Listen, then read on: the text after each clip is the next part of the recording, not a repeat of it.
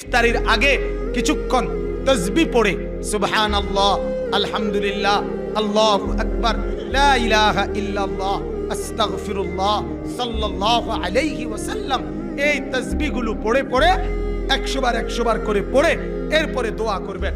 ইফতারির দোয়া আগে কবুল দোয়া। আপনি কেউ নাই, হুজুর লাগবে না, হুজুরের লগে থাকলে হুজুরের লগে করবেন, নিজে থাকলে ঘরে একাকী আপনি দোয়া করেন। আপনার বিবি, আপনার ছেলে মেয়েদেরকে নিয়ে আপনি দোয়া করেন। মা বোনদেরকেও একটু জিকির দোয়ার সুযোগ করে দিবেন। আমাদের এই অভ্যাস, বেগুনি, পেঁয়াজু, আলুর চপ বানাইতে বানাইতে বেডি ইফতারের আজান দেয়, এরপরেও মহিলারে ওই পেঁয়াজুর রূপে শেষ। ওই মহিলার রোজাই হইল পেঁয়াজু আর আলুর চপ, ইফতার করতে সময় পায়। তাহলে এই মহিলার আখিরাত নাই? আরে বলেন না, তার একটু নেকি দরকার নাই? সেজন্য নিজের স্ত্রী মা বোনকেও ইফতারির আগেই আলাদা করে নিবেন।